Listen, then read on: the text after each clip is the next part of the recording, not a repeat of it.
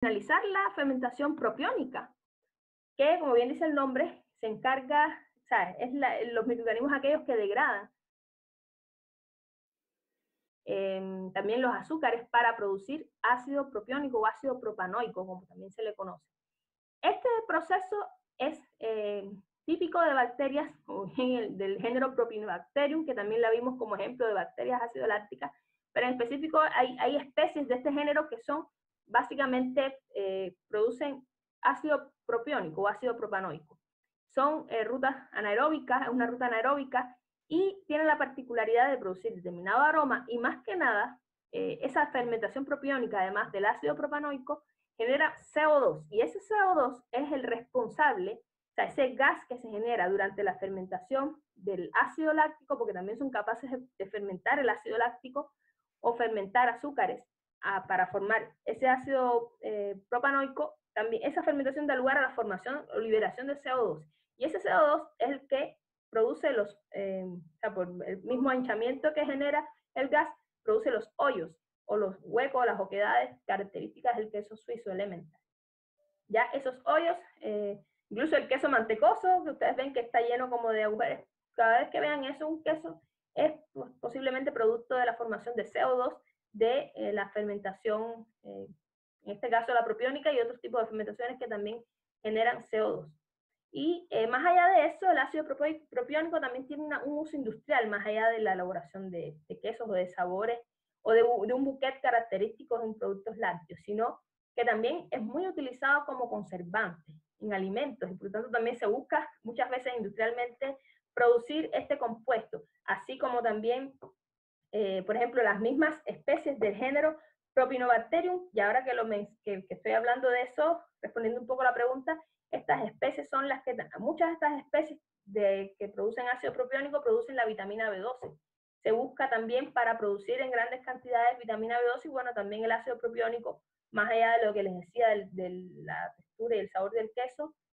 también para obtener ácido propiónico, para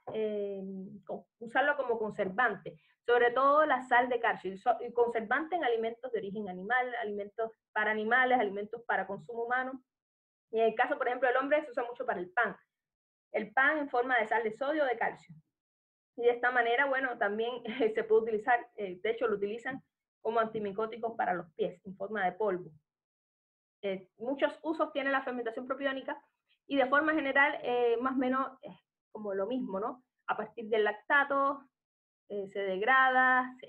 los azúcares entran a la ruta glicolítica para formar piruvato. Y ese piruvato, a través de una serie de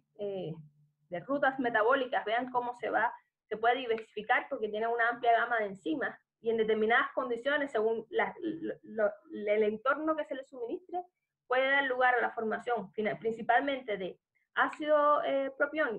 propiónico o propanoico, pero también da lugar a la formación de otros productos colaterales, ¿ya? Y eso también va a estar en función de la especie en particular,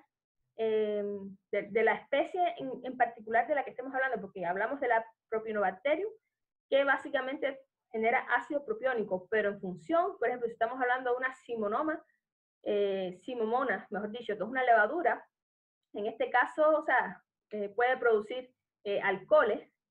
También, si estamos hablando, o sea, en dependencia de una bacteria acidoláctica, también puede llegar a dar lugar a la formación de determinados compuestos. O sea, es una amplia gama, aquí vean este esquema general para todas las rutas fermentativas de distintos microorganismos, como en función del tipo de microorganismos comparten todos la misma ruta glucolítica y de ahí se puede obtener o ácido propiónico o butanol o butirato para la fermentación butírica o etanol para la fermentación etanólica o ácido láctico, está por acá, lactato, aquí está. O sea, es al final una serie de microorganismos que no todos tienen la misma particularidad metabólica, que es esta parte de acá, porque esta es común para todos, que es la glucólisis, es común hasta para nosotros. Y en función de eso, el hombre los utiliza para una amplia gama no solo de productos alimenticios, sino también de productos industriales.